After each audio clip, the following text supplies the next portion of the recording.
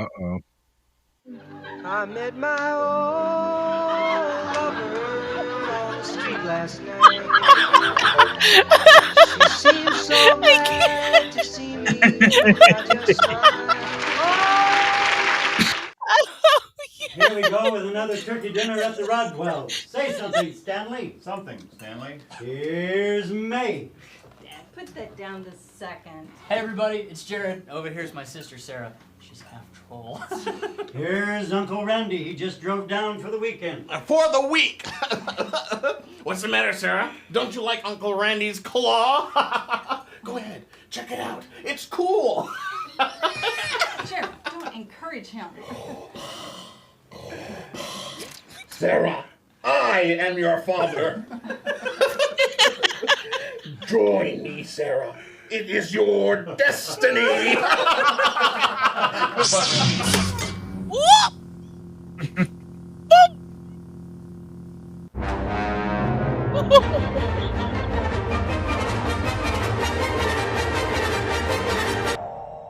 It's useless to resist me. Xbox Thanksgiving commercial. Hey, you guys!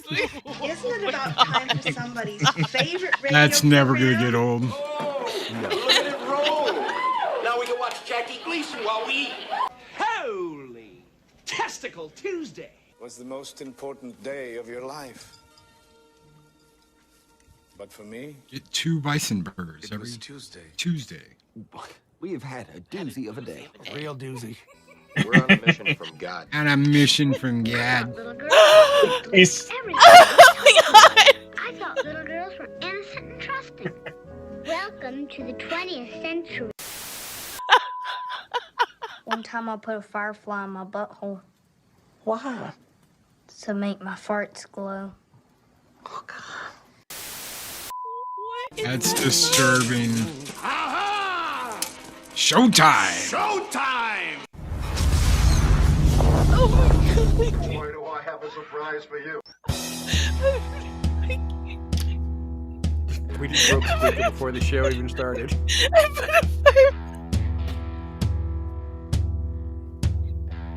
Oh my god!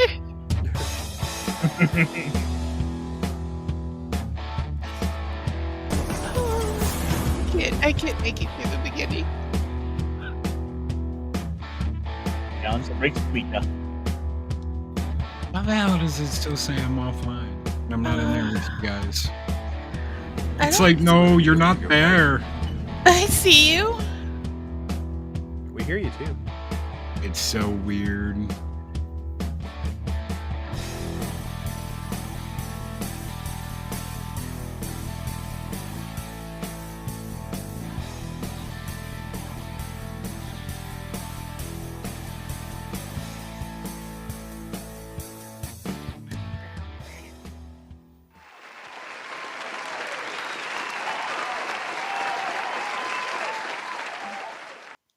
Greetings and salutations, everyone. Welcome to Hawk Card. Hope you are having a good week. Tuesday is special for us because we get together, hang out, talk some movies, pop culture stuff, and just have a good time. So hopefully everybody's gearing up for a good Thanksgiving and have some good times and get-togethers this week, some good eatings, all those kind of wonderful things. So before we get too much further into this, let me welcome IRONCASTER into things. What's going on, brother? How you doing?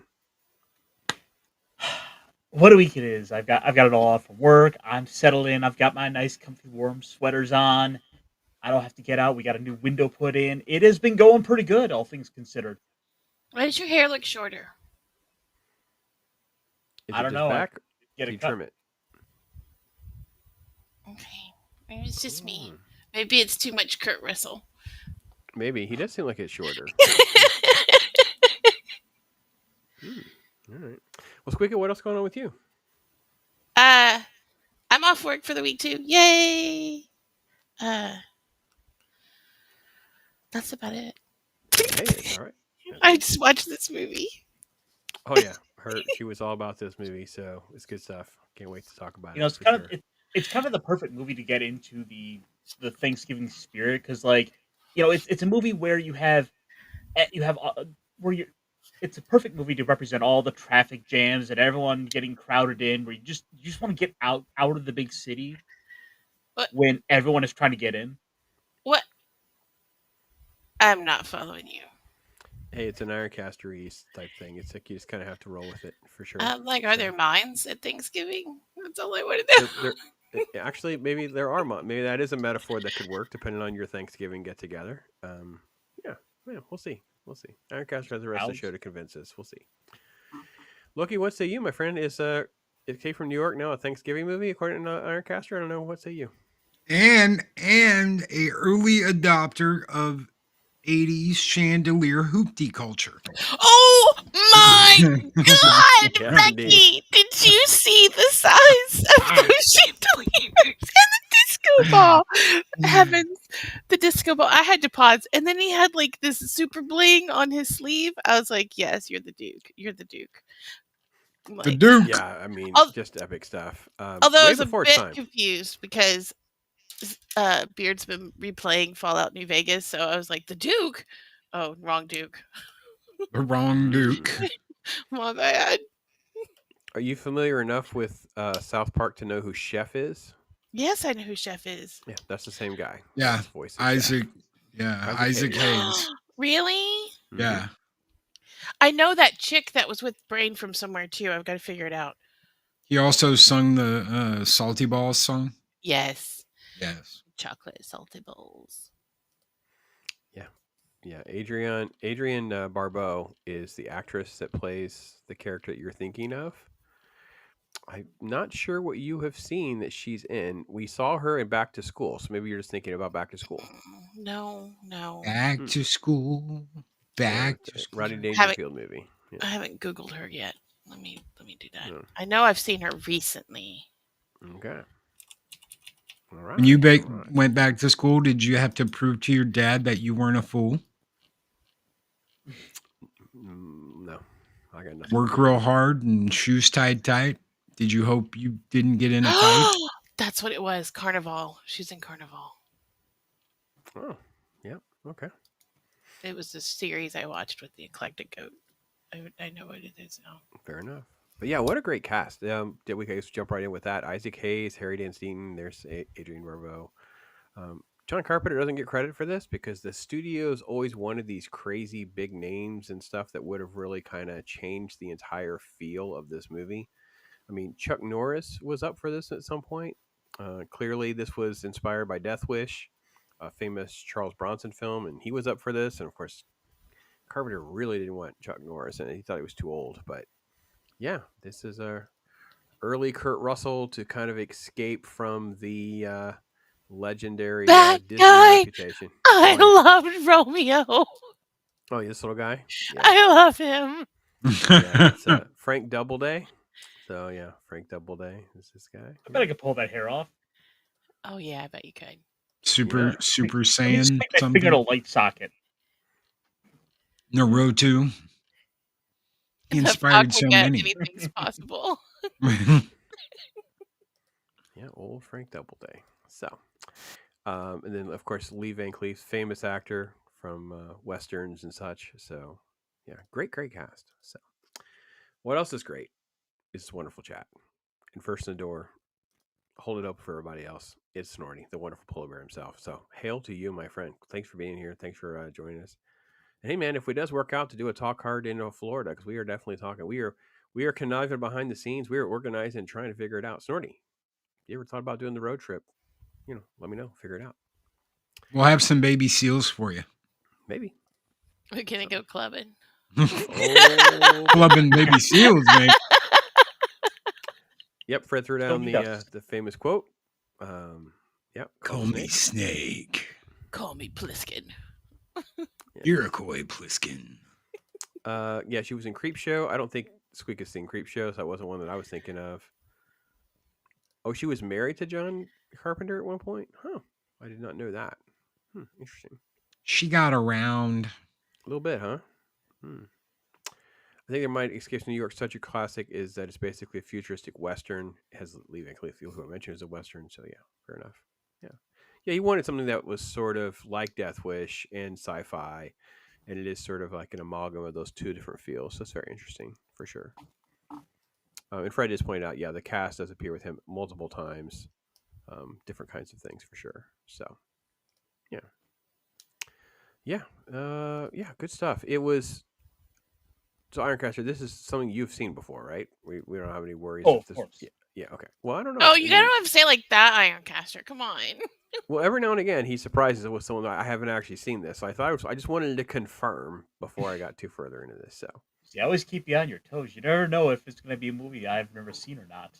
You're always going into it with the unexpected. I like to think that Pops is always sitting somewhere as he's watching these movies thinking, I bet this was one Ironcaster hasn't seen, or that actually he does throws pop in one my on. mind. It's like, I bet he has.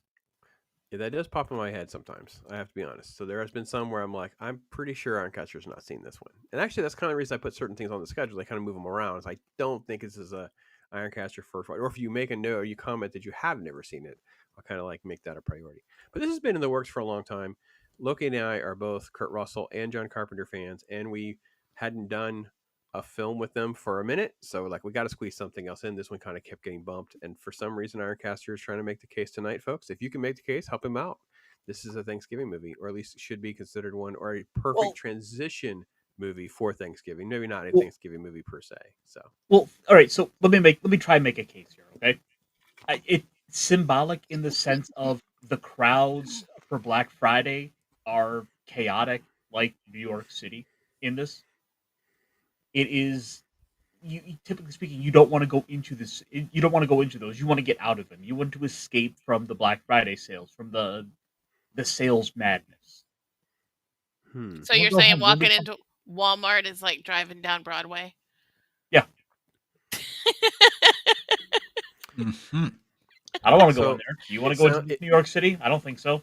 So it sounds like the metaphor is we need to, we bring Loki in against his will, and we sit him down and we tell him, okay, Loki, you have to go into Walmart to get the new exclusive vinyl release in the back of the store.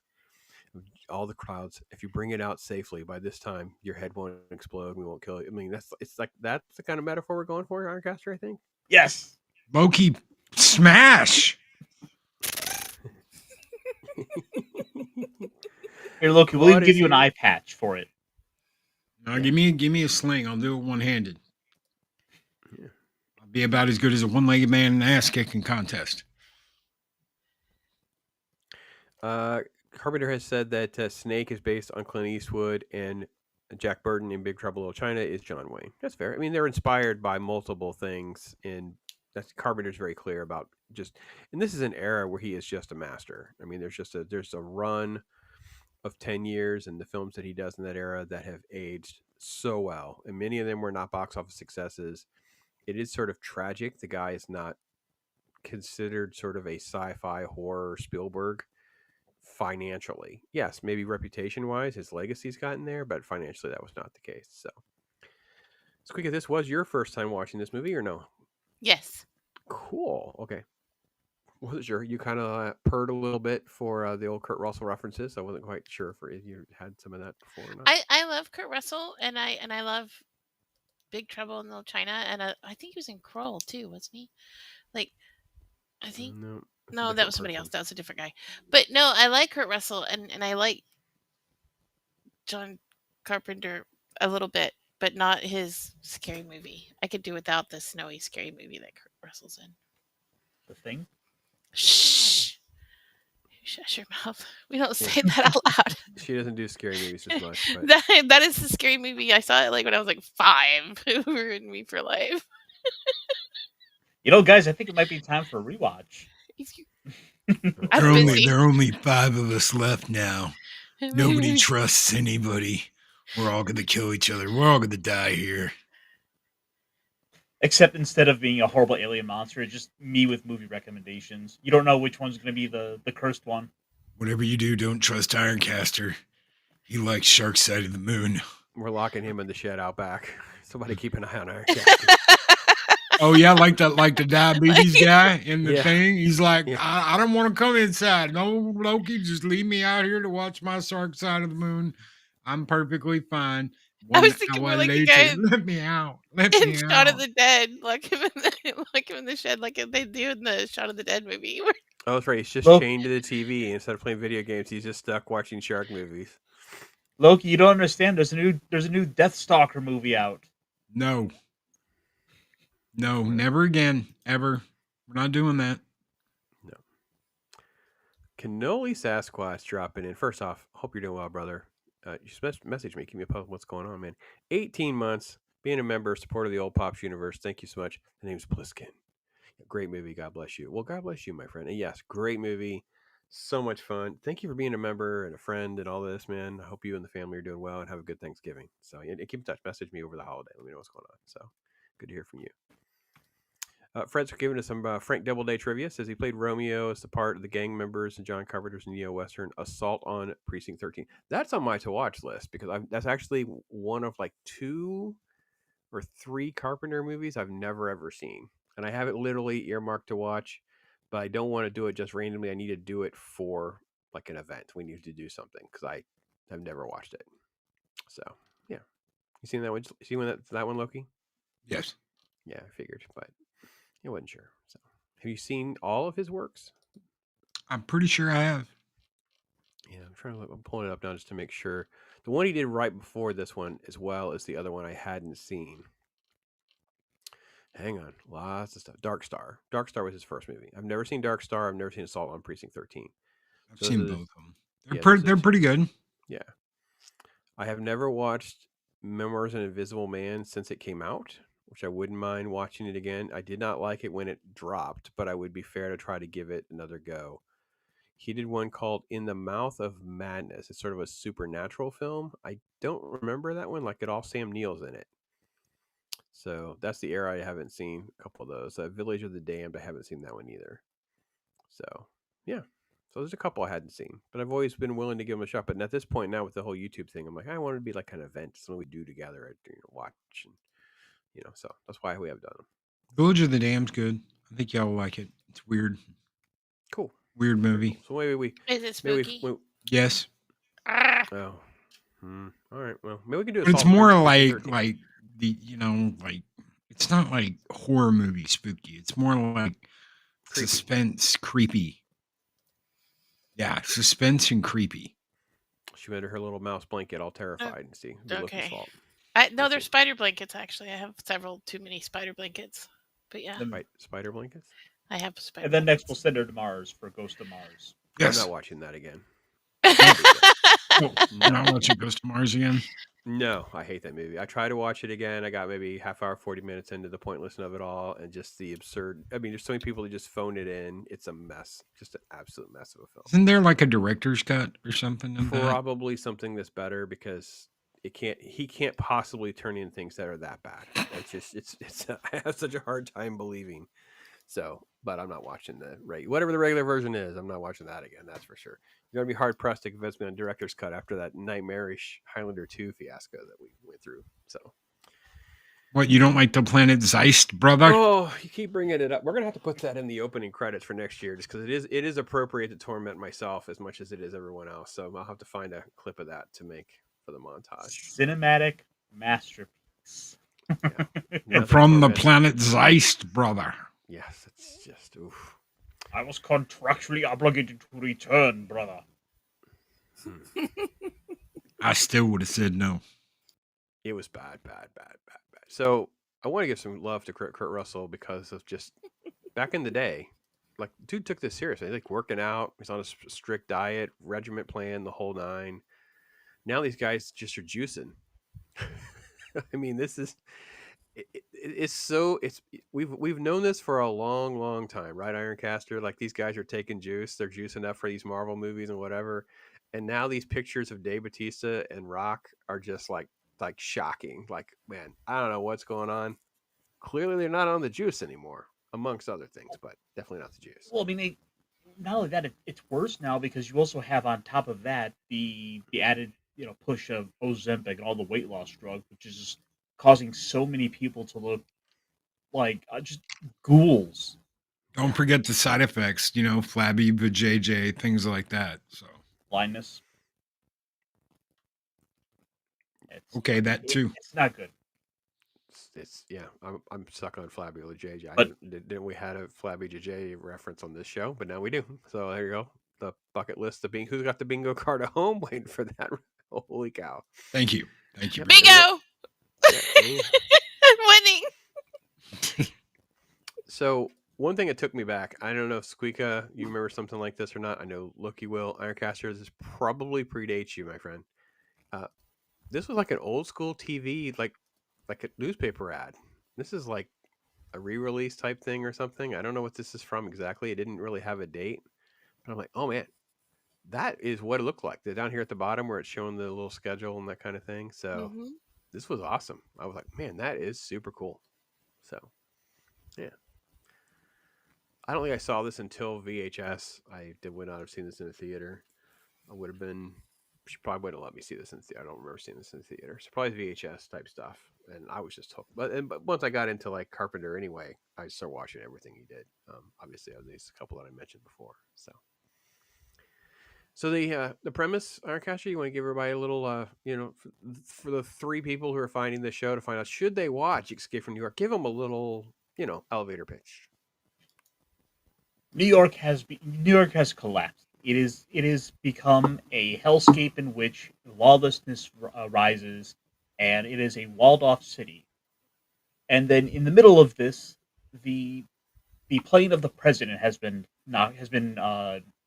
taken over and has crashed into the middle of this hellscape.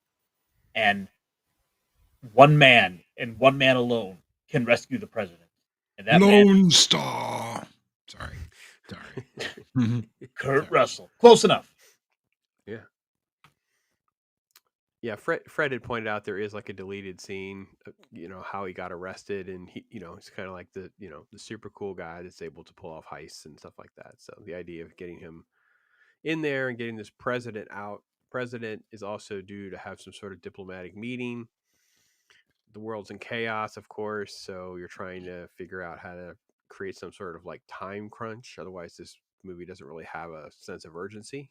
So they kind of do that. Loki, what have you thought about? I've always had a problem with, and I guess it's done really well because it sets up the fact that Lee Van Cleef and the government are just awful humans as well. But the way they trick Snake and give him the injection. Oh yeah. That way they have something to hold over him so he doesn't just take off. Not that you could take off because the entire island is surrounded by helicopters with machine guns, rocket launchers, trip mines, all kinds of crazy crap. And they still feel the need to be like, oh, unless you do this in 24 hours, you're going to die. And he's like, thanks, fellas. Yeah. They're all bad. And what did you expect? It's the government. And you get even more of that if you even consider the sequel canon. But they act like these picture perfect people that can do no wrong, that are only looking out for you. In reality, all they care about is their own ass, just like our real government does. Yeah. No wonder I like them. I just like them all so much. SQUEEKA, though, she was very nostalgic. She commented about it is a little tricky because as Snake flies into the town, he uses a little glider thing and lands on the World Trade Center. It's a little emotional seeing the trade centers and the silhouettes and all that kind of stuff, right? Yeah. Yeah, it was. I'm like, oh, the skyline. Oh, yeah, it was. It made me tear up a little. I was like, that's so sad because it was so iconic. Like, that's New York. That's the New York we grew up with, Yeah. But yeah, it was just like that. See, like, look at that. But it was the opening narration was wild. I'm like, it's a what? I'm like, oh, this is a cool map. It's a prison. It's a what? Not all of Manhattan. All of Manhattan. I'm like, wait, what? How do they keep them there? Is there alligator? We have a wall. And I'm like, okay, I'm just gonna shut up and let you keep talking. Like And helicopters and machine guns and mines and yeah. I was like, oh man, Lady Liberty's like staring at her pen, like I got y'all now. And it doesn't get How brought up, ironic. but the voice of that narrator was Jamie Lee Curtis. Oh, that's cool. Yeah. Yeah, Jamie Lee Curtis. He's back. They go a little more into it in LA about like how this happened and why. And what's going on with the country and the fact that basically all these politicians and people, they're all scummy, looking out for themselves, and everything has to be like a certain way. And if you're a dredge of society, or you're homeless, or you're a delinquent, or you mouth off a little too much, or you tell your boss to go F himself because he wants you to stay late, well, you end up in a place like this. And then they were like, oh, they made the cars run on hydrogen, or what was, I can't remember everything he said, but he gave this rundown of how they'd modified things in New York when they were sending them in, because there's like no gas. And well, I mean, they give the gist of saying everything is now steam powered. So unfortunately, this is now a steampunk movie. Okay. Yeah, I get that's cool. Yeah. it is interesting. Again, this is him being sci-fi meets Death Wish. Like, okay, we'll make it apocalyptic. We'll make it, very controlled and nihilistic. So how would the people that are there, the warlords controlling everything, what kind of technology would they actually be able to have? So, yeah. The drunken bum scene. Here's a reference here. Turns out to be the guy played by George Buck Flower, trying to sing a patriot, but he's actually singing a Christmas song. Yeah. And then in that poster, the fallen head of the Statue of Liberty behind Snake, President Brain and Maggie inspired the famous ending in Planet of the Apes. So yeah, there was a little bit of the parallel there for sure at the time. Yeah. They could have gotten a better looking president. That's all I'm saying. But he'd been through so much. I mean, he played Hans Blofeld, and he had been he escaped from a Yahtzee war camp. And what did you say, Ironcaster? What else did he do? Oh, that means nothing to me.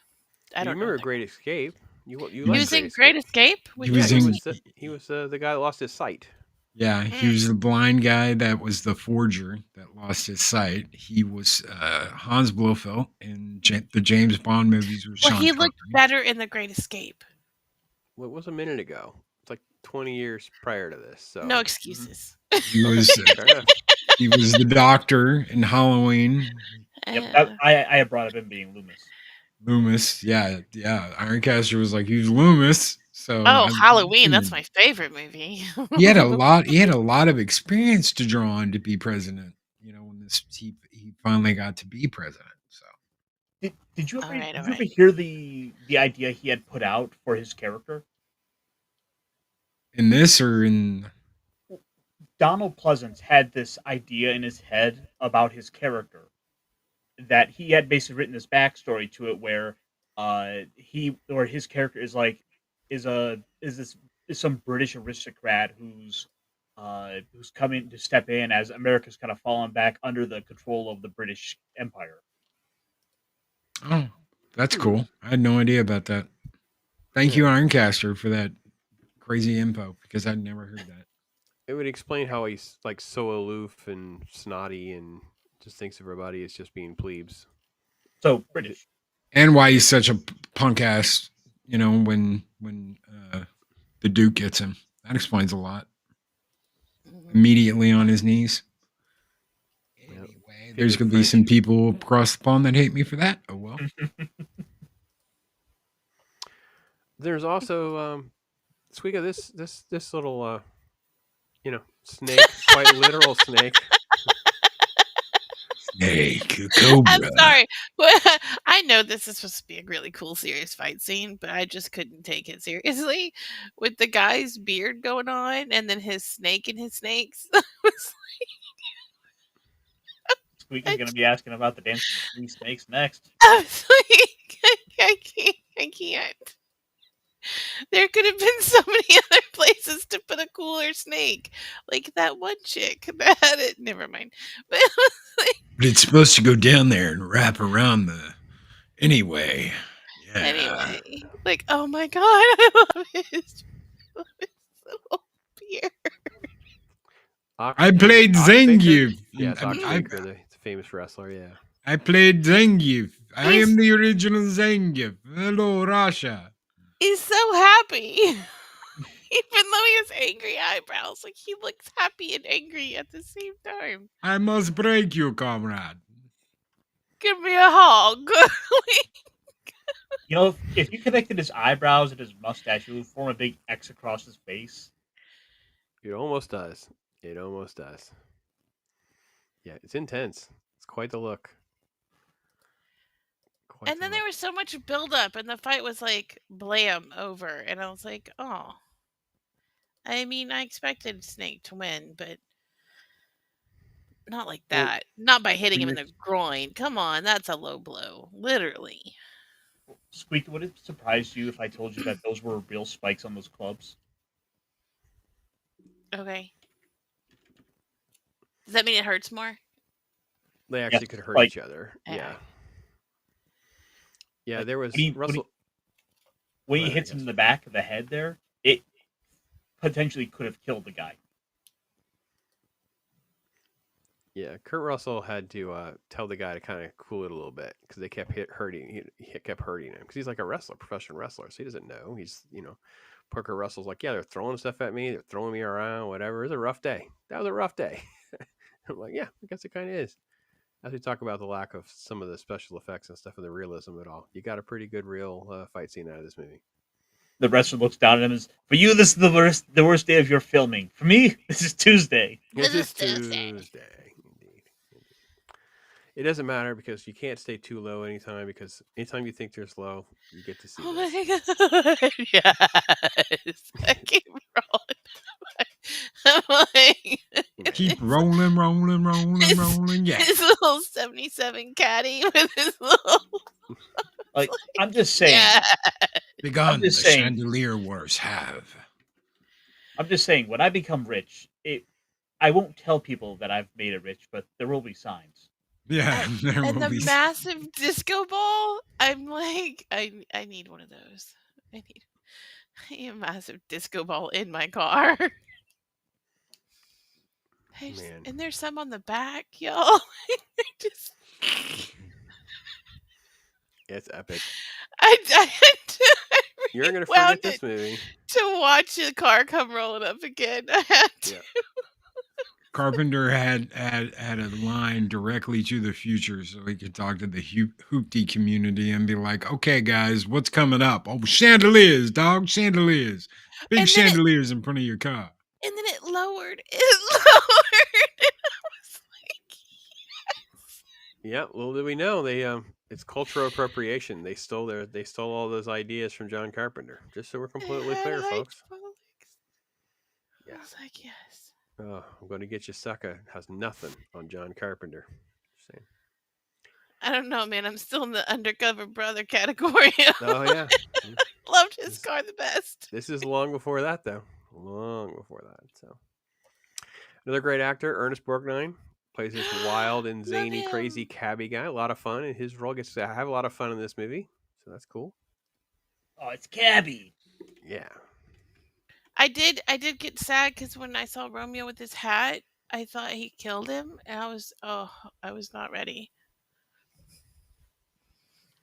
Okay. Good roll. Good stuff, though. All right. We're rolling. We're doing our stuff here. DJ Ronnie G. Great to see you, man. Great that you're hanging out, for sure. So, DJ. Yeah, we got everybody there. Let's see what's up next here. Just the different graphics. I like the graphics. Yeah. I like all the tech, too. Sorry, another shot of Romeo. It's a distracting thing putting Romeo up on screen. And when he's like with the president and he gets stabbed, and the way he goes, like, yeah. I was like, were you holding that in for a while, mate? What happened? Yeah.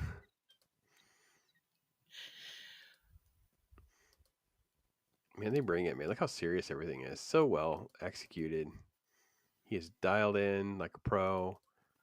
Lee Van Cleef dialed in. How did they keep the eye patch to stay on?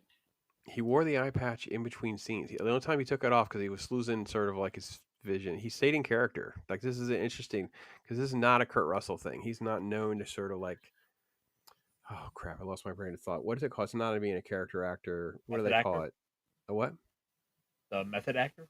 Yeah, yeah. He's not known to be like a method actor and just stays in character the whole time. And like Jared Leto drives people crazy because he's just like irrationally playing like bizarre characters and won't come out of character. And like, dude, it's too much. It's too much. Val Kilmer did the same thing. Yeah, yeah. Michael Biehn said he never met Val Kilmer on the set of Tombstone. He said, I only met Doc Holliday. Yeah. That actually would have been kind of cool to hang out with Doc Holliday the whole time. That's about as close you're going to get. That's the rumor. Yeah, but yeah, you could have hung out with Snake the whole time. That's a time machine theory for us, Loki. When we talk about things we could do and not disrupt the multiverse, and we could go and just have experiences. To go and just get to go to the Escape from New York set and just hang out with Snake Plissken because he stays in character the whole time. All because of an eye patch. Yeah, yeah. It was his idea too. Eye patch is Kurt Russell. So yeah. That's a good point. Snorty, would you have been up for it, man? Because sending a polar bear. You could have been our snake. Or we got to send in Snort. You can call me Snort. Same. Could have been. Snort Plissken. Could have been Snort Plissken. Snort a poopus Cuba. Da-na-na. Look, have you seen the comic books that they did of this, where they have like an Escape from New York / Big Trouble in Little China? So it's like Snake and Jack Burton side by side. I've got them. Yeah. I figured you did. What?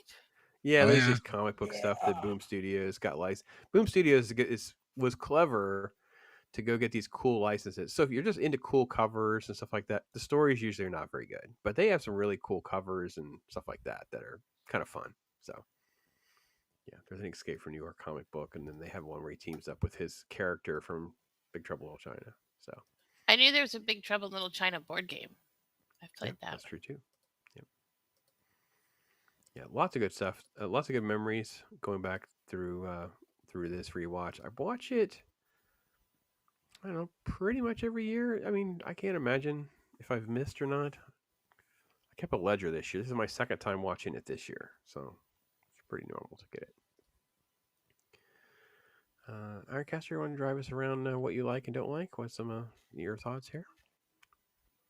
I mean, if there's anything to talk about this movie, I think first and foremost, it is, of course, could be the sets to this film. It is a beautiful film from the way it's shot. That's one of the best things you could always say about John Carpenter is there's a careful thought process that goes into the locations for where these films get put at. I mean, everything is dark and gritty and run down. It feels like a place that is not safe ever.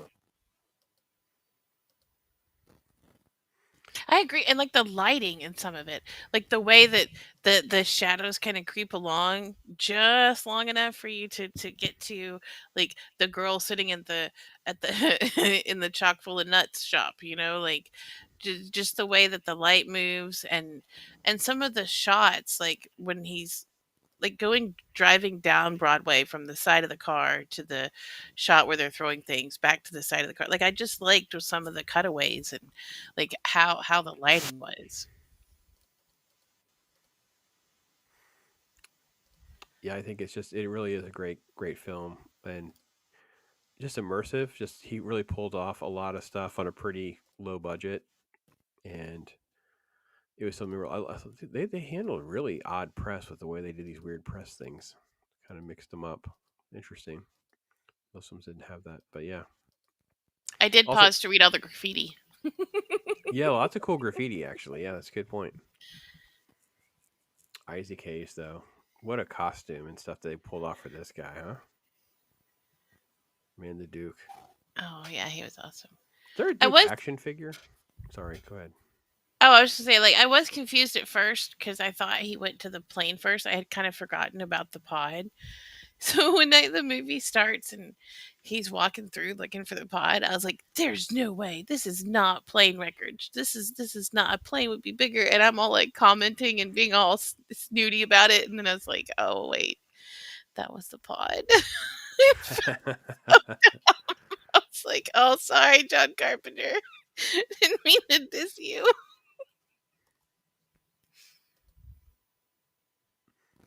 Yeah, these are all To answer your foreign. question, yes, there were some action figures made in like 2014, 2015. NECA did a series of them.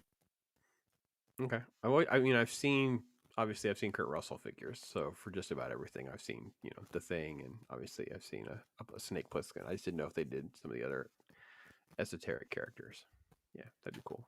There should be a whole John Carpenter line of characters. Seems like something McFarlane should do. Get them all lined up and looking good.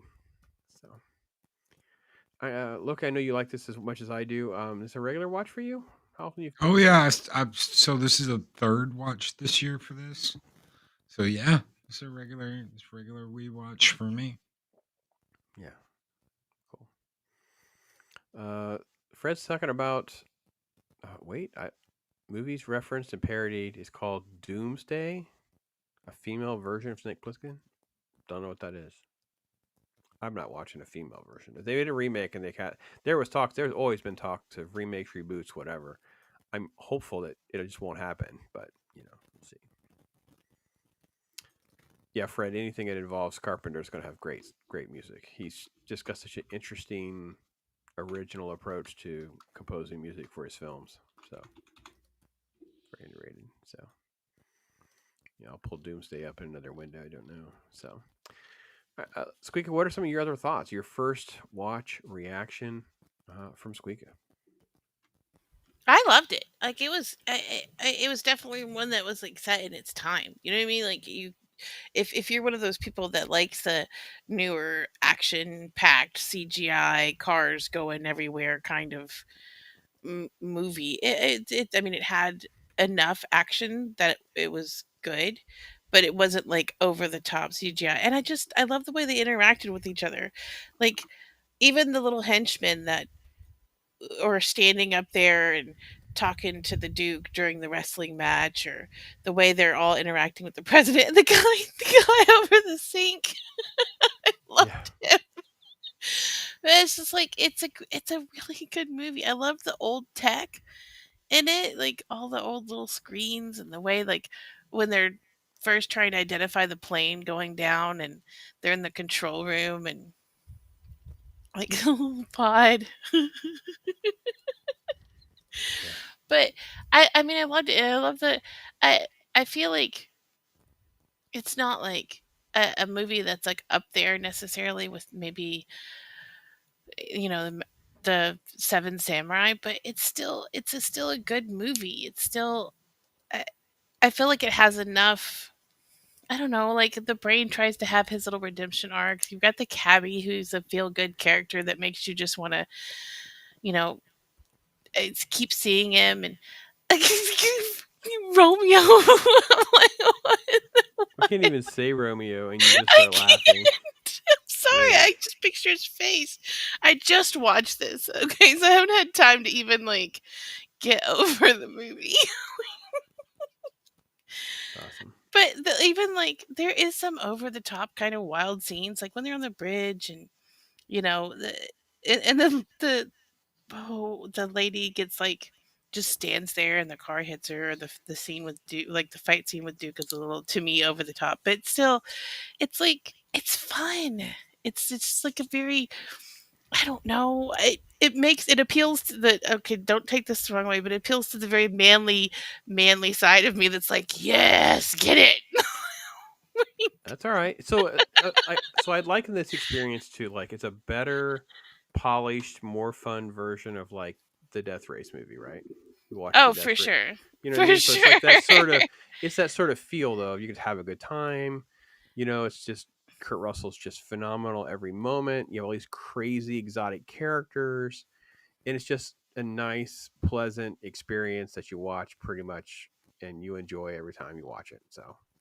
Yeah, and but it's well done too. It's not like weird cutaways, or there's not these weird expositions that take you out of the the experience or anything like that. Like it's really well done. Like even the silly, like I said, the silly part where he hides in the nut shop with the girl. Like, I mean, it tells you a little bit about what's going on without being, I don't know, like obtuse about it, without being silly. It's all very fair. Yeah, it's really it's a film that to me I think if you like it, it doesn't ever get old. If that makes sense. So I think there's people who maybe may not like the movie. That's whatever, nitpick it appropriately, however you feel about it. But I think if you like the movie, it's never aged poorly at all. Is Ironcaster? That's all pretty fair. Yeah, I'd say that's pretty fair to say. It's one you could throw out. You could always enjoy.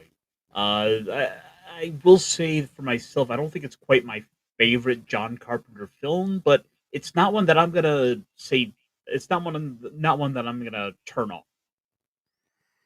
Yeah, it's not even in the top 3 for me for John Carpenter, but that doesn't mean it's not still fun and great, and I have a good time watching it. So it might be my 4th favorite though. It's really close. We'll see. I don't know. I'll think that through. It's probably 5th. I don't know. Oh, it's tough. He has such a good run. I'll just run down the run. So bear with me, Squeeka. This is John Carpenter's resume from 1978 to 1988. So 10 years. Halloween, The Fog, Escape from New York, The Thing, Christine, Starman, Big Trouble in Little China, Prince of Darkness, and They Live. Every single one of those is very well respected. I think Prince of Darkness might be the weakest, and I would say The Fog might be the second weakest. In other words, every single one of those films is very widely acclaimed and respected, especially even if they were just not box office success. Some were landmarks, some was like a big deal, like Halloween was, and this was a huge box office success for him. He made it for like $6 million, and it 10x the money. And then of course its legacy. I hope he's kept all the rights to that kind of stuff, and he's been able to bank the mountain of merch that's been done from these movies, like this and Big Trouble in Little China, because oh my gosh, it's phenomenal. So Ironcaster, it is not. It is a French poster, but I have to admit, it makes me smile. Oh, it's such a good 1997. over. It's such a Fuga good de over. New York. Yes. Look at the arm. Look at the ridiculous arm. Yeah. It's like they stapled another guy's arm onto him. Yeah, it doesn't look like him at all. Like it's not even close. So What makes it so great? Because it is just all these, and not only that, like there's also that. If we go back to that one, there's also like the weird like direction of the gun in his hand. Like it looks like it's not even being held by the same hand. It feels more like a late 80s, 90s approach to marketing with like the Stallone Schwarzenegger type stuff, but it's way before all that. So, yeah. Squeaka, this one tapped into your map, tapping into that feel for sure. That was an interesting one. Yeah, that one's cool. And it's got the towers on the side. Yeah, the towers are there. It's a Canadian poster. This one I thought was interesting. What? Completely different. It's a Polish one. I don't understand how this conveys anything about the movie. It's like John Carpenter's name is on the left and the cast is on the right, and that's supposed to get you into theaters. Don't know. This was weird. He's looking down like, oh. It was just a bad drawing of the Statue of Liberty, even. It wasn't even like this, so. It looks like that one Queen album cover. Oh, yeah, maybe a little bit. This was interesting. Escape from New York with the handcuff as a metaphor, so that was interesting. Again, they don't always give us details on that. It's folded, so this would have been one that though definitely I will say I do like the tagline there. The 1997 New York City is a walled maximum security prison. Breaking out is impossible. Breaking in is insane. Mm-hmm. Little did they know that would be for 2025. There you go. This is the standard poster with that Statue of Liberty head. That obviously, I think Fred made the Cloverfield reference of how that's been used, parodied, mocked, homaged multiple times. Ghostbusters too. Yeah. So we get. I had that poster for a while. This is the standard VHS box back in the day. Blu-ray. Overseas Blu-ray. Die Klapperschlagen. The German one. Very just I don't get that DVD box, but different images and stuff. So yeah, very standard stuff for the most part.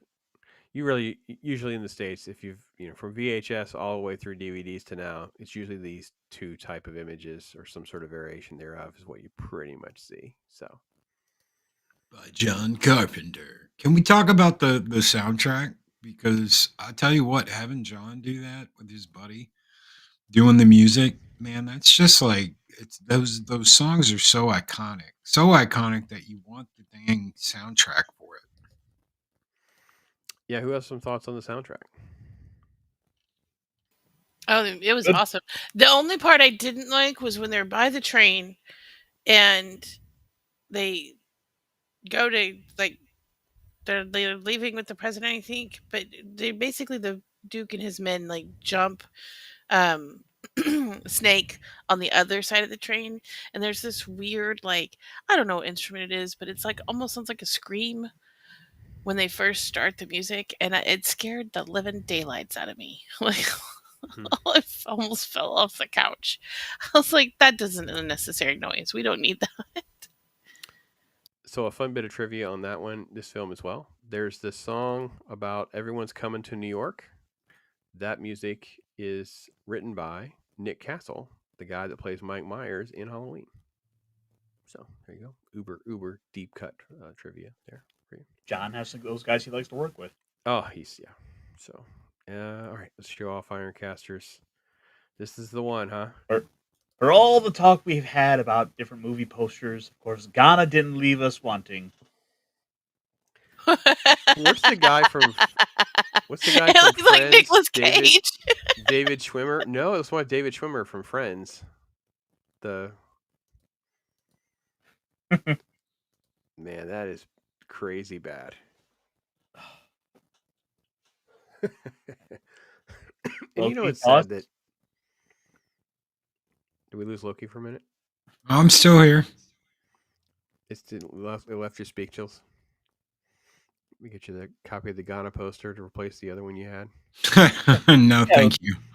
It'll be a nice upgrade. No. Oof. That is rough. Wow. No, I think the soundtrack is great. I assume you have a vinyl of this? Yep, I got a vinyl of this. I've got a vinyl for Halloween. I've got a vinyl for Big Trouble in Little China. I've got pretty much almost all of his movies. I've got a vinyl for. Yeah, The Thing is phenomenal as The well. Thing. They Live. Yeah. Very good indeed. So, any other thoughts, Squeeka, on that first watch experience? Other moments or things that stood out to you that you wanted to discuss further? Well, I mean, it's a good movie. Like I wish I'd have kind of seen it sooner because I do like Kurt Russell. It is one of those ones where you're like, man, I wish I'd seen this back in the day and been on this whole cult train. But at the same time, I'm glad I watched it. I want to see what was the oh my gosh, my brain just died. Escape from LA is the other one, right? Yeah. Okay. Yeah. I was sorry. I'm like Escape from New Vegas, and I'm like, that's not it. That's the Fallout game that you've been watching. Stop. Yeah, My about brain is 15 years later, we got Escape from LA. I didn't watch that one again. I don't own that one, so I wasn't really gung ho. Is it not as good? Like, isn't Oh, I don't think it's as good. Loki, what do you feel about Escape from LA? I mean, No, but it's got like some of its own charms. So Yeah, you've got fine. people guesting that aren't even credited in the movie. That's pretty cool. You've got Bruce Campbell in it. Bruce Campbell as the what do they call him? The Surgeon General of LA. Right. There's all kinds of cool stuff in it, and then you've got this absolutely bonkers ass surfing on a tsunami thing. I don't know if I'd be into that. Then It's it not- sounds more hokey because this one wasn't like I said. There was some parts that were like kind of like okay, yeah, but for the most part, it was perfect. Like the chandeliers on the caddy. Like I'm like yes, we need more of that in movies. It does feel like it's still a Snake Plissken adventure, though. I think it's fine. Yes. I don't think it's bad. It just feels so different. And for me, it's not a back-to-back watch. It doesn't feel like I need to watch them back. They don't feel connected enough.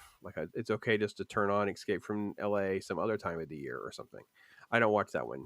I don't own that one, so I don't want to bash it totally unfairly because I don't mind watching it, but I don't got on my way. So, Ironcaster, this one's for you, my friend. Ghostbusters 2, Statue of Liberty is a mech. That could be a discussion. Could be. I've actually heard that before. Maybe you brought that up possibly on the Ghostbusters conversations from back in the day. But yeah, that's been out there. So it's got DACA with those big feet, you know. DACA and more DACA. Stompy, rompy robot action. It's a little disappointing because it's unfortunately not it doesn't have enough offensive capabilities to it. So I gotta dock it some points because it's not DACA enough. Yeah, but it's got the audio. It's got that sweet audio system while it's like, you know, going. So it's got its own soundtrack while it's moving. That's got to count for something. All right. What about Mega Maid from Spaceballs? Oh, she's just a bitch. Oh, I agree with Loki. She's gone from suck to blow. Which, by the way, don't say out loud at a meeting when you work for corporate America because you'll get called aside. Just note to self from my own experience. All right, then. I know I've done those things. I know. Loki's like not surprised, but also surprised. So, lots of comments. Fred's got, you guys ever watch Captain Ron? Yeah. Back in the day. Ron! Back in the day. I didn't watch it again. So, Squeeka, have you seen Captain Ron? I have no idea what y'all are talking about. Oh, wait till you get to the Pirates of the Caribbean. Holy shit. Yeah. Is he in Pirates? I've seen Pirates of the Caribbean. Is he in Pirates of the Caribbean? No, he's in Captain Ron, but Captain Ron. There is a Pirates of the Caribbean guest spot, I guess you could say, in Captain Ron. Yeah. Yeah. I don't remember Captain Ron enough, though. I would be unfair. That's an era where his career kind of derails a little bit for me. Once you get past like Tango and Cash and stuff, you're like, oh, okay, we're gonna do some of those kind of movies, huh? All right, so go back and work with John Carpenter was better. So, Ironcaster, how do you score this one though? It's tricky because there's a lot that I do enjoy with the movie, but it isn't jumping out at me. I think it's a solid 8 overall. Oh, it's okay, good. That's very high. It's well worth a watch. It is a movie that doesn't really have any major downsides to it to really complain about. I generally enjoy it, but I'm not feeling that 10, and they need to be special ultimately when those rare movies that are at 10 come along. Captain Ron is better than Janeway? ? No need to read that. Just rage bait. Yes. Yeah. Well, we'll go there. Captain Ron is better than Janeway. Sounds good. Because Captain Ron knows about the Pirates of the Caribbean. And he tried to warn you. You didn't listen. There you go. I don't know. Ironcaster kind of confused me. He set that up as though it was going to be below a 7 and then gave it an 8. So I got confused by his like discussion of the score there. That threw me for a loop because, it's tricky to even give it an 8 because I'm not sure it's quite that good, but I also feel like I'd be a hypocrite if I didn't because I watch it so much. Like, you know what I mean? It's like there's 4 or 5 of Carpenter movies they get watched every single year. Like I said, this is my second time watching this year. Look, I think you'd walked away. We were discussing. I don't even know if this is top 5 Carpenter. That's how good his resume is. You know what I mean? So, yeah. But it's good. It's really right there good. with it. It's right, it's 5, 6. Like it's, it's all semantics at that point because they're also. I'd rate this as good as They Live. They Live right now may have, more cultural meaning because of, the whole glasses and all that. But so does this because we're just dealing with all the stuff going on in New York. Everybody's talking about how New York's going to end up like Escape from New York. So I think it's a good rather prophetic. For myself, I think this just edges out They Live. They Live. So Halloween and The Thing sit near the top. Big Trouble Little China, They Live. This one, Big Trouble in Little China is above this. it's fair. Oh, definitely. Yeah, Definitely. that's fair. I'd put Big Trouble in Little China above this one too. Yeah, But fair. that's because I've got green eyes and I'm biased. To each their own. Totally fair. How do we say no to a Jack Burton reference? So it's good. We're all good. Well, now we got to get in touch with Carpenter and get him to do like a sequel, and we'll do Mouse Yin instead of Mao Ying. Mao Ying, the girl with green eyes. Mouse Ying, girl with green eyes. I mean, I do like me a good Chinese drama and all their fancy costumes, so I'm down. I'm like, I'll do it. Just for the costume. Fred, I'm not meaning to disrespect Christine. We did a talk hard on Christine. I have to be in the mood to watch Christine though, so I have to put it in sort of the next tier. Christine doesn't get watched every single year, so Is that the car one? Yes. Car Spooky. What is the car one? Where I remember when I was little, I saw this one that was about cars, and it had like this semi truck with a scary, spooky Maximum cloud. Overdrive. Is that okay? Is that the one? It's got a Joker face on the front of it. I think so. All I know is it Maximum haunted me Overdrive. for life. Like Maximum I Overdrive. kept I don't know what I staring said, at cars, like I can see your face, and I still see faces in cars to this day. Like, oh, it's got to be a talk hard movie. Yeah, it was at some point talked about. I don't like it. I watched it for this year's Poptoberfest, and it's a rough film.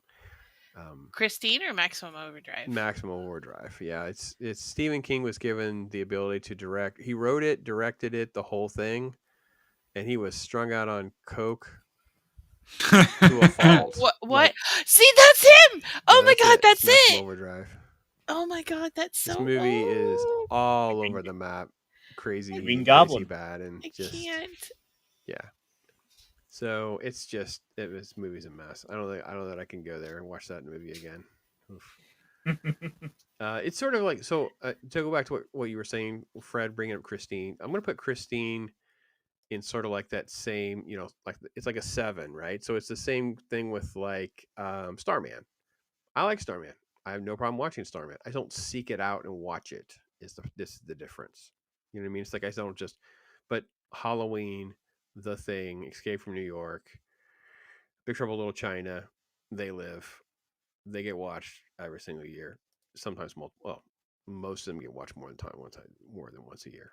I guess They Live may only get watched once. I don't know if I watch it twice, but it's around that time. So yeah, Green Goblin, not Joker, by the way. I don't know who said Joker. But yeah, Green Goblin for sure. So yeah, that's kind of how I'm right there with Ironcaster. The intro and the setup for my 8 sounds completely different than Ironcaster's, but I love this movie top to bottom. I think it starts finish. Everything that's been said tonight is in line with how I feel about it. Perfectly executed. Like it is what it is. It's a film of its time. It's early 80s. Pivotal. It doesn't get credit for that sort of contribution to dystopian sci-fi and stuff like that he was trying to tap into and make that leap from real life crime and stuff like that to a sci-fi premise. So that's good. Good concepts too, for sure. Look, you want to throw a score on it? How do you rank some of and with the Carpenter movies as well? Easily an 8. It's going to be hovering around the top 5. I'm pretty much where y'all are at. Good movie, fun movie, laugh movie. It started the crazy push in the early 80s to do hoopty chandelier caddies that carries on till today. The hoopty chandelier caddy that can bounce, and chandeliers go flying everywhere. We have this movie to thank for that. It started it all. Cultural appropriation, like you said. It's an 8. It's an easy 8. It's one of Carpenter's best films. Like you said, top 5 or close to top 5. It's either 5 or 6. So this is when he was doing a good run, and he was making the studio money on a low budget. So they should have let him keep doing that. Well, I think even when they didn't, they would screw him over by releasing a horror movie the next year in June. because that was a great plan back in the day. Yeah. So when the Thing comes out in the middle of the ET run and Blade Runner and Wrath of Khan and everything else, and oh yeah, let's do this horror movie in the middle of June. Wonder why it bombed. Poor dude. He had to take his work elsewhere and go to a different studio for the next project. So yeah, that's kind of how that worked. But Squeak, it sounds like we entertained you to come up with this pick. Sound like you had a good time. It was a good time. It's a good movie. Big Trouble in Little China is definitely better in my opinion. But I've kind of been with that movie longer. But yeah, I'd watch it again. Heck yeah, it's a good movie. I mean, if you haven't seen it, you need to watch it. It's not a Thanksgiving movie. No matter how many turkeys there are on Broadway, it's not a Thanksgiving movie, in my opinion. Yeah, Ironcaster's metaphor He's not selling me. Yeah, it's not a Black Friday movie. No, it's a escape from it is a reference, by the way, that I use a lot. So as Loki knows, many phone calls on driving. It's how you doing, brother? Escaping from, insert where I'm driving away from, because getting away from the city to go back to my nice quiet farm is usually when I'm calling him for some extended conversation. So yeah, escape from ... pick a city, and he knows exactly how I feel. But I also love the premise of it. Like, I love the premise of the fact that they walled off New York, and it's this little microcosm. It's not just a standard prison. It's like, here, have this whole city, and yeah, there's the little groups of people. I mean, to me, it's like a forerunner for things like the Fallout series. It is a forerunner for things like the Cyberpunk series. Like, because if you see, having seen this movie after playing these games, it's like a little microcosm, just like these games have. And I'm like, this is really cool. Metal Gear Solid. Well, I haven't played that one. I'm not cool. That's Plissken. Iroquois Plissken. I mean, the main character is Solid Snake, a guy with an eye patch who looks just as badass. But does he have a snake tattoo? That was Boss with the eye patch. Snake didn't get he got a digital one in 4, but his eye was still fine. But the Boss was the one who had the eye patch. I usually use those as like full on movies to watch when I'm sick in bed, where I can like lay down, pass out. I fall asleep, watch with Snake infiltrating an island. Then I wake up to him having a kung fu ninja fight. Then I pass back out. I wake back up, and now suddenly we're having like giant fights with giant robots. It's like, yeah, this makes sense. Mm-hmm. Yeah, I would watch. Yeah, I would watch this movie. It's definitely one of those that's going to make you feel better. Like I can see watching it when I'm sick, for sure. And I've got my next year's Halloween costume lined up. I'm going to be the president with the wig on. That's what I'm going to be for Halloween next year. Or I'm going to be Romeo. What are the two? Oh my god. So my biggest beef with the movie, if I have to say one, it is such a bizarre nitpick, and I'm almost embarrassed to bring it up. But I hate looking at any like text around the film, like you get into like synopses or whatever, list of. So Snake's real first name is Bob, and I hate it so much. I don't even know why he gave him a real first name. Just don't even. And then it's always listed as Bob and not Robert. And I'm like, oh, John, you're killing me. John, you're killing me. I thought his initials were like SD or something. Yeah, SD, but that has to do with his rank, right? Lieutenant SD Bob. Oh, so okay. His real name is Bob Plissken. Yeah. I think if I was going to give any other complaint, it's the fact that like the entire like crew of people that we've seen kind of build up over the course of the journey all basically get killed off within 10 minutes right at the very end, just so we can like explain how well we didn't film any stuff with them getting out of the town. Yeah, that's interesting. And I wondered if this was, and this is an interesting take on this film, I wonder if that was sort of like leaning into that disaster film stuff of this era. Like this is like the tail end of those disaster movies. We talked a little bit with Tower and Inferno and stuff like that. So it was pretty commonplace with a lot of films that would have these different stars, like Ernest Borgnine or Harry Dean Stanton, and they're there, and they're not going to make it out, but you don't know how it's going to happen. I will admit they have bad deaths, like Harry Dean Stanton's one in particular. It's like, oh, that's a really crappy, cheesy, cheap death, but there's at least an arc with those characters, though, right? And there is some redemption and some and of course, Cabby's song thing always makes me smile. I don't, I always get a laugh at the cassette tape and the way it ends and wraps up. So. Yeah, very interesting. So, any other final thoughts? Nothing. Cool. It's a solid movie, but I think there's an issue or two with probably the third act that kind of doesn't quite tie it all together in a way that is fully there. Well, I think it's the delivery. Like you brought up the deaths. I think it's all fair. And SQUEEKA, you brought up like some of the fight scenes. It's kind of an uneventful fight with Duke, or an uneventful, when he's fighting Ox. Different things like that are kind of like, all right, But at the end of the day, this is again, we're in that nitpick category of things. Like this is what keeps it from being a 9 or a 10. Like just little things. Well, I also don't feel like. Go ahead. Sorry. No, go ahead. No, you're fine. I was gonna say I just can't imagine them trying to do anything with this franchise without Kurt Russell. It always bothers me when they talk about doing something else, whatever. So, yeah. And even though some of the things are a little hokey, like you said you were nitpicking, and it is because it's not poorly done. It's not like you can tell it was done, in front of a green screen or CGI, or like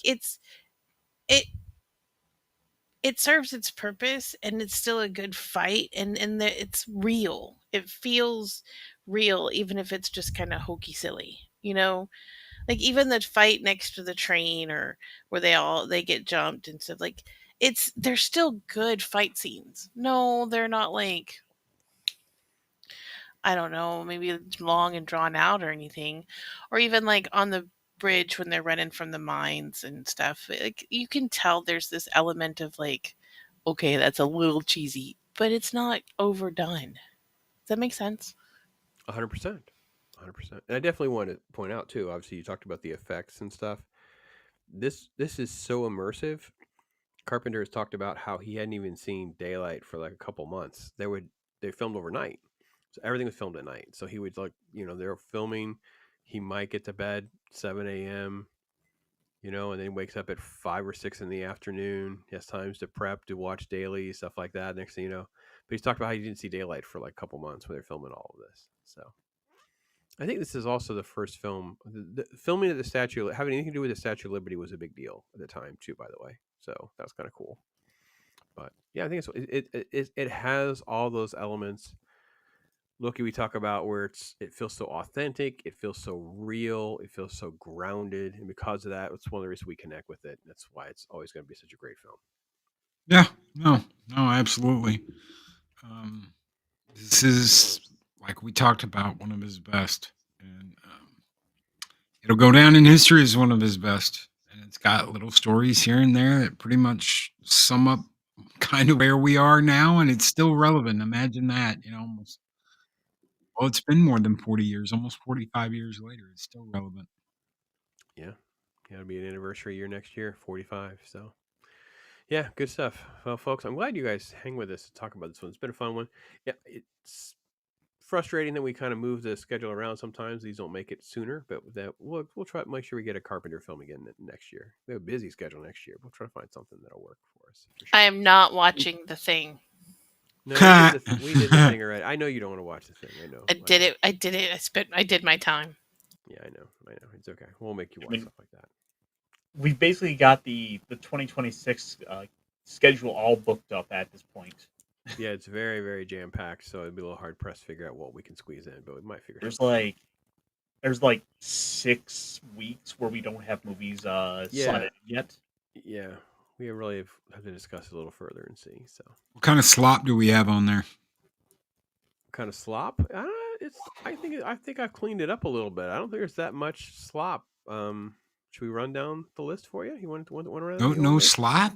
how can we have no slop with Ironcaster being a part of this? Ironcaster, you're losing your touch, man. We got to have some slop somewhere. Oh, I'm sure I could probably find some stuff. Don't worry, I got my month coming up. We got May coming up. We could throw in some Gunsmith Cats if you want to see something of quality work. Let's see, we have. Well, there is Double Impact. That's a John Claude Van Damme. That's right out of the gate. That's in Double January. Impact. Yeah. Yeah. So, but I think it's pretty much. It's a more tight schedule. Wuxia, House of Flying Daggers is in there. The Gunsmith's in there. I'm trying to think of something else that's not considered a banger, as the kids Frighteners? say. Oh my god, I'm gonna get to watch Highlander, y'all. That's so exciting. Yeah. Frighteners is in there. Oh. I like Frighteners. You've never seen the original Highlander? No. No, we've made her hold off. Don't you me, Loki. Don't do that. Happy Halloween, ladies. Invasion USA with Chuck Norris, so that's a solid. No. That's our Thanksgiving into Christmas movie next year. So yes. Yes, better to burn out than fade away. All right. Well, with that said, Ironcaster had a wonderful, thankful Mech Monday show. Make sure you guys check that out. Ironcaster, what else is going on with you, my friend? Hard to say with all the holiday stuff coming up. We might have a little bit of a lull here before the weekend, but we do some comic shop talk this Friday or Saturday now with Nick Weiser and the Common Nerd and all those boys over there. We're kind of delving into some classic Amazing Spider-Man and a little bit of a Fantastic Four. Very good. Just kind of a little mix of some classic stuff, some more modern. Very cool. I tell you what, I've been blistering through some shorts lately, just kind of filling in some, a little bit of lag time as well for some holiday time. Mrs. Pop's birthday week, and I'm off, so we got a jam-packed schedule of stuff, visiting children and family and kids and everything. So it is fun doing shorts because it's like going down memory lane, hearing SQUEEKA laugh, hearing Loki rant. It's good stuff. So if you just click that shorts button, folks. Enjoy the little clips of stuff. It just take you through the lane of some fun stuff that goes back years. So, Loki, what does Wednesday have in store for us, my friend? Well, we're going to talk about, obviously, day before Thanksgiving. We're going to talk about what we're thankful for. But never fear, Loki is always bringing the receipts. And this week, Pops submitted a absolutely insane twat to be the focus of YouTube Talk this Wednesday. So we are going to talk about the DoorDash Twitch girl. DoorDash girl? DoorDash girl, yeah. So, that's crazy you story, probably get man. to that story. Yeah. Oh, yeah, that story's Why still is going, man. Ironcaster making a face? It is nuts. It is nuts. Like and the hypocrisy chock full of is nuts? unchanged. Well, ironically, there was some nuts. That tracks as well. I gotta be honest. Spoiler alert. That it was a set of nuts. Yes, that does track. Depending on what you might have seen. Yeah. Later in the day, I've got they're gonna fix my wrist, hopefully, so I'm not in pain anymore. Yay! Yeah. So I get to get cut on tomorrow, and I get to have turkey noms on Thursday, and then we're back for the weekend review. So we'll be talking about something, talking about somebody. We have the technology. We can rebuild you. That's right. Stronger, faster. Yeah, it sounds good. No, I feel like I'm gonna work myself into co-producer role because some of the stuff he talks about, I'm like, oh, I saw another crazy story. Look, you should talk about this one too. I'm like, yeah. Of course, then I went shopping and and I did not message the talk card chat. I probably should have just put it in there. I told Loki, I said, I just need to make time to be on your show. And we just go down like shopping and being out in public etiquette is completely fallen. I don't understand why you hold society together when people just can't have any, like, there's no sense of like what the rules are. Like, we're in this room, we're old enough to understand, like, when you hold a door or you don't hold a door, you don't let it hit the person behind you in the face. And, you drive according to the arrows in the parking lot, and just little things in life that just makes the world turn and smooth for everyone involved. But we've lost our way, folks, and the stories are nuts. And I had more today, out today, to 2 more And I have to be honest, it's making the white people look bad. Just saying, you old whites out there, y'all got some problems. Just letting y'all know. I'm going to call it like it is. I'm a racist. It's fine. I have no problem. Say what you want to say about me. I got some issue with some of the old whites. The old whites got issues. So, what a good week. Ready to head into Thanksgiving. Anybody got any cool plans or anything else going on, Ironcaster? What about you, man? Family coming? Gonna be heading out to my mom's probably tomorrow to spend it with them, and they were asking me to bring some movies out. So, wow. No, I'm probably gonna surprise them and go pull out some a little bit of classic James Bond and probably The Mummy for good measure because it's a good action movie. I love The Mummy. Okay. Which, by the way, I think I heard there was talk about a new one getting produced. Yeah, that is true. It's definitely been talked about. No Tucker and Dale? Oh. I'm on a Tucker and Dale tour. I already did another follow-up video on Tucker and Dale, and I'm going to try to work it into the family in December as well, Tucker and Dale. I may actually just go get a copy for one of my kids who I know would love it. It is one of those movies you just, once you see it, you want to just start introducing it to other people. It's a movie that they might as well sell you like 3 copies of when you buy it, just so you can give 2 away. Yeah, I'm like that with Kung Fu Hustle. I get you. That's fair. That's fair. That would be another good one. The one that I want to do and I can't get copies of, you cannot get copies of. Loki, the VHS copy, the last one I saw was like $80. That's Santa's Sleigh. Oh, yeah. Santa's Sleigh is like, that's next to impossible to find. So, yeah. Yeah, I do believe it's because of the production company that did it no longer exists. Yeah, it's probably just in limbo, right? So nobody knows who owns the copyright or vice versa. And nobody wants to, pay for it. They don't do the marketing. I don't know. But that movie is nuts. Yeah, a lot of fun. I got to watch that here next week or so. Get that. Yes, Virginia. There is a Santa Claus. I have like a marathon now with that, Violent Night, and Fat Man. It's like a trifecta of insanity. Yeah. Did you watch Fat Man, Loki? Yep. Yeah. It was trending #1 on one of the streaming services. I don't know which one my wife pulled up. And she looked at me. She says, "Is that Mel Gibson?" I'm like, oh, yeah, that's a great movie. You'll hate it, but it's a fun movie. Fat Man. It's Mel Gibson as Santa. And it's nuts. It's crazy fun. Walton Goggins is great in that movie. So Walton Goggins is great in everything. Yeah, he is. Even that annoying play and repeat Goggins commercial, AI commercial thing he does. Like, it's still funny. So, Loki mentioned your Thanksgiving stuff a little bit. SQUEEKA, you getting together? Some family? You guys get everybody together? What's going on? No, I'm just gonna be cleaning and probably see if I can start organizing this ancient coin collection of my dad's. No, I don't really have a family, so I don't really do Thanksgiving. So Were you and your beard or the daughters getting together? What was going to go on? So I wasn't sure. No, she's going to a friend's house because they do a Thanksgiving, and that's her bestie, so she's going to be gone for that. And then Beard has to work the day before and the day after, so we're not really going to go anywhere. Gotcha. But we're going to just chill out here and make our own stuff and have a good time. Maybe play some zombie game. Nice. As long as you stream it for me, as long as I can watch it. So I'm driving around. We might. I can convince him to do that.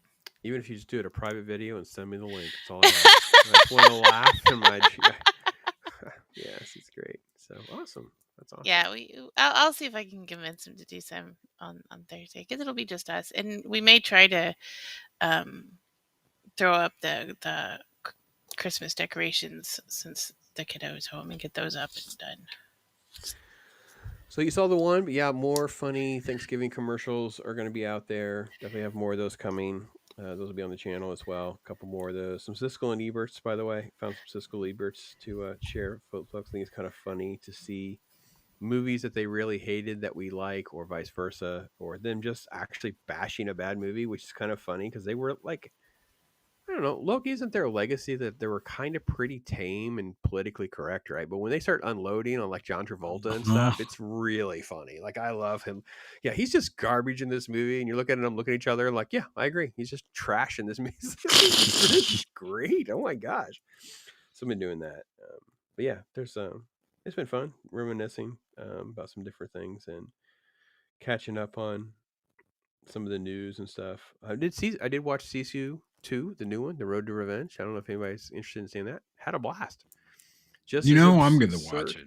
Yeah, man. My son and I messaged him. I said, hey man, you just want to go? It's 90 minutes of just 90s blowing crap up, and it's Sisu. He's like, oh yeah, the landmine movie. I'm like, yeah, the landmine movie. The landmine movie. I know. And, so can I watch Sisu? Is that okay since I've already done it? 100%, and I would I would do another whole show just to keep promoting Sisu after you watch it. Literally, it's the same kind of category as like Tucker and Dale. It's like, all right, we got to do whatever we can do to promote certain. It's like Godzilla -1. What else can we do to talk about? You know what I mean? Certain movies need more hype and more legs because everyone else seems to ignore them, and Sisu is in that guy.